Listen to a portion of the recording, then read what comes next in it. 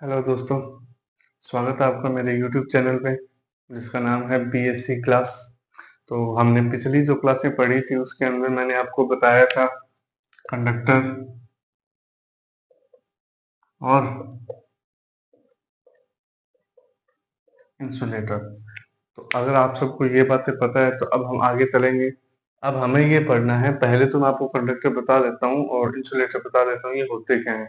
अगर आपने पिछली क्लास नहीं देखी है तो एक बार आप वापस से रिवाइज कीजिएगा। कि कंडक्टर वो होते हैं जिसके अंदर करंट फ्लो हो सकता है।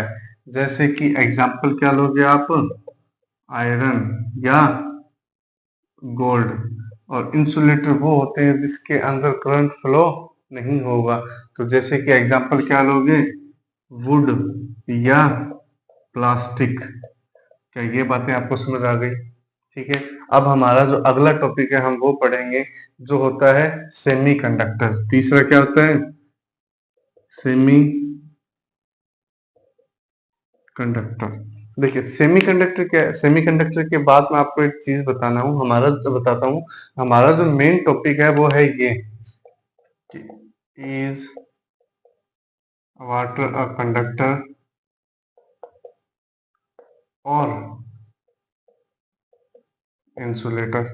हमें पढ़ना क्या है कि हमारा जो कंडक्टर पानी होता है वो कंडक्टर है या इंसुलेटर। अगर उसे देखा जाए तो वो एक तरीके से होता है सेमी कंडक्टर। और सेमी कंडक्टर क्या होते हैं? सेमी कंडक्टर के अंदर दो क्वांटिटी होती है, सॉरी दो क्वालिटी होती है। पहली होती है कि ये कंडक्टर होता है, ये कंडक्टर की तरह बिहेव करता है। दूसरी क्वालिटी है इसकी, ये इंसुलेटर की तरह बिहेव करता है। जैसे आपने अपने घरों में दो टाइप के पानी देखे होंगे, दो टाइप के पानी देखते हो। एक होता है वो जो आप टैप वाटर, मतलब जो टूंटी से पानी आता है, टूंटियां में पानी आवे नहीं घरे, एक तो वो पानी। एक वो पानी जो हम आरओ से निकालते हैं। तो जो आरओ से पानी निकलता है वो होता है प्योर वाटर।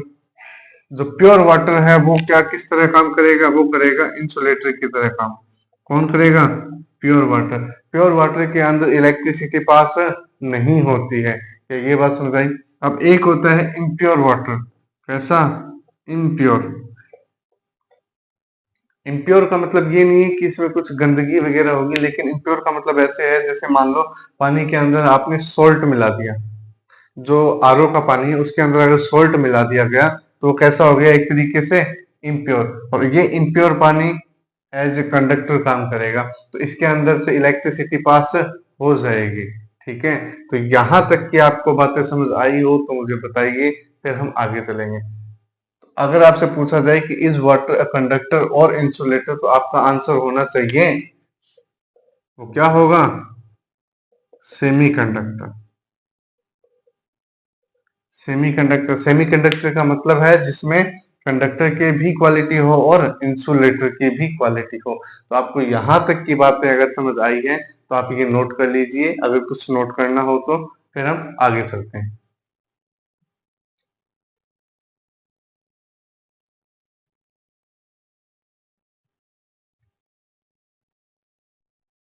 चलिए दोस्तों, अब हम आगे चलते हैं।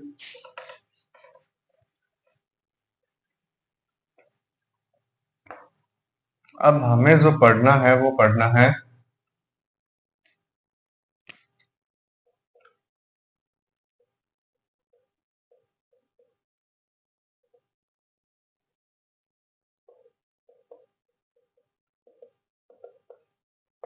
How do metal conduct electricity. How do metal conduct electricity.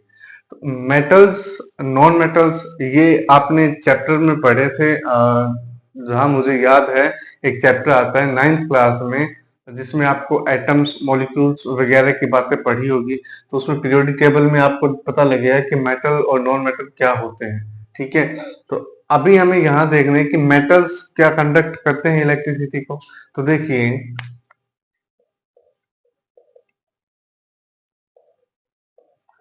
metal to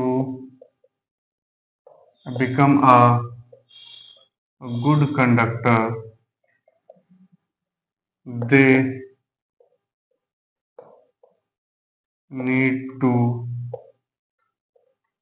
possess free electrons. अब देखिए, अगर पूरी बात को मैं छोड़ के सिर्फ यहां तक आऊं, फ्री इलेक्ट्रॉन्स, तो आप मुझे एक बात बताइए, जब मैंने ये चैप्टर स्टार्ट किया था, इलेक्ट्रिसिटी का नाम जब मैंने डाला तो मैंने साइड में लिखा था कि फ्लो ऑफ इलेक्ट्रॉन्स को क्या कहते हैं, इलेक्ट्रिसिटी। तो ये क्या है, फ्लो ऑफ इलेक्ट्रॉन्स है। और कैसे इलेक्ट्रॉन्स होंगे, फ्री इलेक्ट्रॉन्स। अब देखिए होता क्या है कि ये मेटल है, ठीक है, ये मेटल का क्या है, प्रोटॉन और न्यूट्रॉन, ये उसका रेडियस हो गया। अब उसके बाहर क्या होंगे, कुछ इलेक्ट्रॉन्स, यहाँ यहाँ यहाँ ऐसे इलेक्ट्रॉन्स घूमते रहेंगे, ठीक है। अब एक बात बताइए मुझे दोस्तों, मान लो आप एक टीचर हो, ठीक है, आप एक टीचर हो और आपको बोला जाए कि आपको 20 बच्चे दिए गए हैं, मान लो 20 नहीं 5 बच्चे दे दिए, 5 10 मान लीजिए कि आपको 10 बच्चे दिए गए हैं। अगर आपसे पूछा जाए कि क्या आप इन 10 बच्चों को हैंडल कर सकते हो, तो आपका जवाब होगा हाँ ना, कुछ ऐसा ऐसा, हाँ है ना। 10 बच्चों को आपको कहा जाए कि एक कमरे में ले जाके बंद करना है, तो क्या आप उनको कर सकते हो, है ना।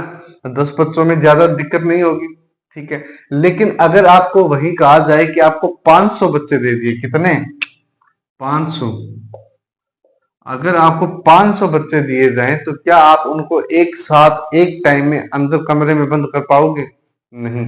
क्यों, क्योंकि हो सकता है इनमें से कुछ आवारा बच्चे होते हैं, आवारा बच्चे होते हैं। तो मान लीजिए जैसे 5 आवारा बच्चे थे, तो यहाँ कोई 5 आवारा बच्चे थे, वो इधर इधर इधर घूमने चले गए, तो अब आपके पास कितने बच गए, 495, 495 बच गए, 495। अब ये जो 5 निकल गए, ये फ्री थे, ये फ्री होके निकल गए यहाँ से। तो जैसे ये फ्री होके निकल गए, तो क्या ये अब आपको पकड़ में आ पाएंगे जल्दी से, मुझे नहीं लगता ये आ पाएंगे। तो वही सिस्टम यहाँ होता है। तो जो मेटल्स होते हैं उनका जो ये रेडियस होता है, उसके अंदर इलेक्ट्रॉन्स बहुत ज्यादा होते हैं। क्या होता है, मेटल के अंदर जो इलेक्ट्रॉन्स है वो बहुत ज्यादा है। अब जो मेटल्स इलेक्ट्रॉन बहुत ज्यादा है, तो वो क्या होंगे, फ्रीली घूमते रहते हैं, तो कभी इधर कभी उधर यहाँ वहां घूमते रहेंगे। इसीलिए metals good conductor of electricity होता है, क्योंकि इसके अंदर क्या रहते हैं, फ्री इलेक्ट्रॉन्स।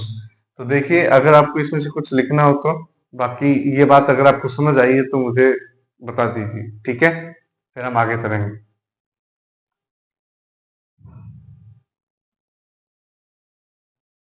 आप एक बात और लिख लीजिए इसमें, कि ये जो मेटल है और ये जो नॉन मेटल है,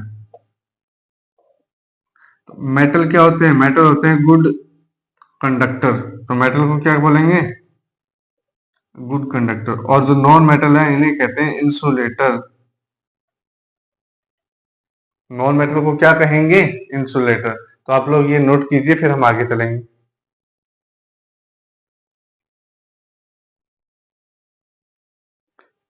चलिए दोस्तों, अब हम चलते हैं हमारे आगे टॉपिक पे। टॉपिक पे पहुंचने से पहले क्या हम थोड़ा सा वायर के बारे में जान लें, वायर क्या होता है। वायर तार, जो हम अपने घरों में जिसमें से वो क्या कहते हैं, पंखा वगैरह वो चलाते हैं, वही चीजें। तो देखिए, दो डायग्राम बना रहा हूं, अगर आपको समझ आए तो देखना। ये एक डायग्राम है, ठीक है, जिसके अंदर कुछ इलेक्ट्रॉन्स है, ये यहाँ जा रहा है, ये इलेक्ट्रॉन यहाँ जा रहा है, ये इलेक्ट्रॉन यहाँ जा रहा है, ये इलेक्ट्रॉन यहाँ जा रहा है। तो ये क्या है, इलेक्ट्रॉन्स फ्री घूम रहे हैं, हाँ या ना। देखिए इलेक्ट्रॉन्स इसमें क्या है, फ्रीली घूम रहे हैं, इनको कोई मतलब नहीं है कोई किधर जा रहा है। ये एक क्लास के वो बच्चे हैं जो,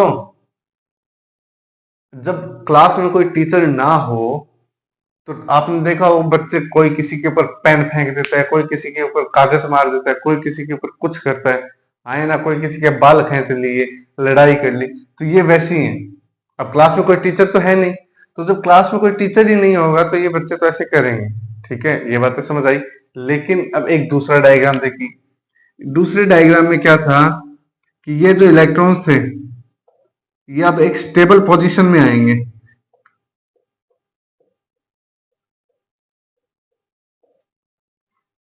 अब इलेक्ट्रॉन्स किधर जा रहे हैं, इधर, ठीक है।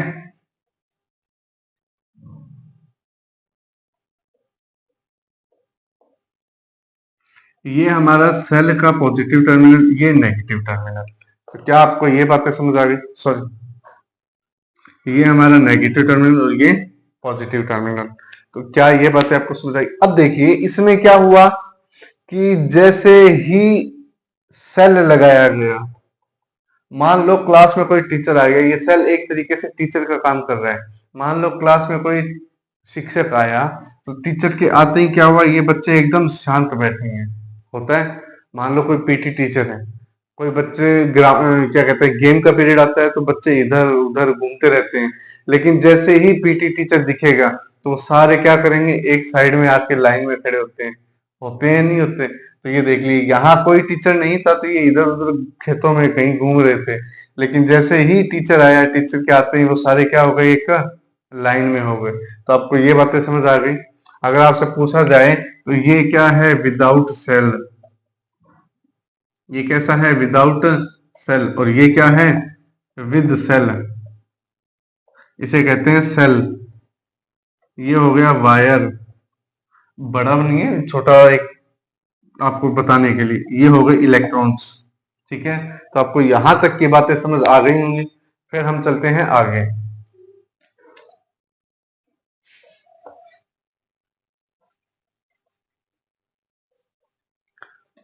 अब देखिए दोस्तों, हमने ये तो पढ़ लिया कि करंट मतलब इलेक्ट्रॉन्स होते हैं, करंट होता है, ये चीजें तो हमें समझ आई। लेकिन अभी हमें ये पढ़ना है कि करंट या जो इलेक्ट्रॉन्स हैं उनकी डायरेक्शन क्या है। ठीक है, तो देखिए ये मेरे पास एक बल्ब है। ठीक है,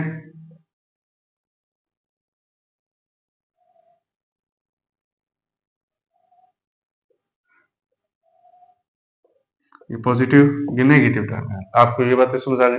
अब देखिए होगा क्या, आपको सिर्फ इतना याद रखना है कि जो करंट होता है वो जाता है पॉजिटिव से नेगेटिव की तरफ। तो ये क्या है, करंट।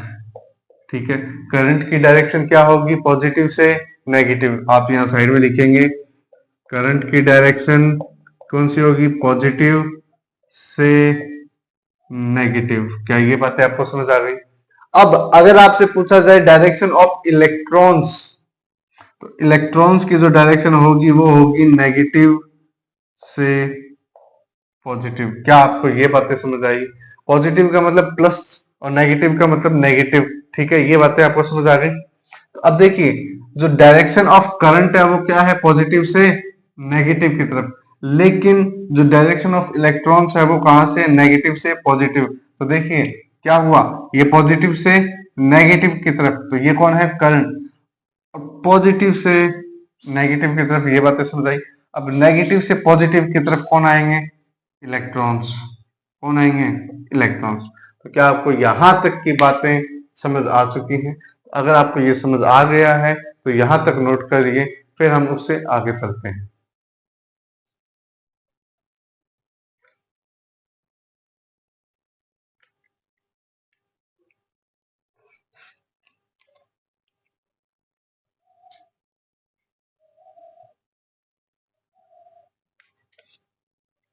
ठीक है दोस्तों, अब हमें पढ़ना है करंट।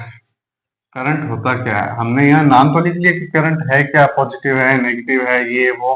पर अभी हमें पढ़ना है कि करंट होता क्या है। ठीक है, तो देखिए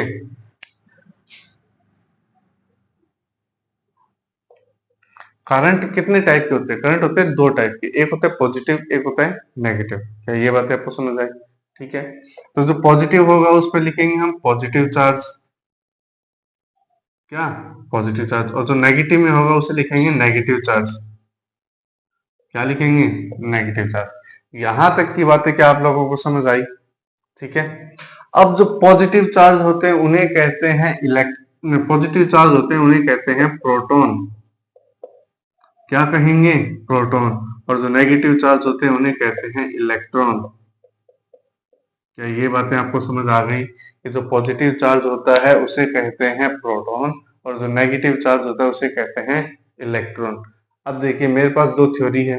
ठीक है, अगर आपसे पूछा जाए पॉजिटिव और नेगेटिव का चार्ज कितना होगा, चार्ज मतलब इनकी वैल्यू कितनी होगी, तो आप लोग लिखोगे। तो देखिए दोस्तों, अब हमें पढ़ना है जो पॉजिटिव चार्ज होता है उसकी वैल्यू कितनी है और जो नेगेटिव चार्ज होते हैं उसकी वैल्यू कितनी होती है। ठीक है, तो देखिए पॉजिटिव चार्ज है तो इसकी जो वैल्यू आएगी वो आएगी प्लस में ही। ठीक है, तो वैल्यू आएगी प्लस में 1.6 इंटू 10⁻⁻19 कूलाम। क्या ये बात आपको समझ आ गई?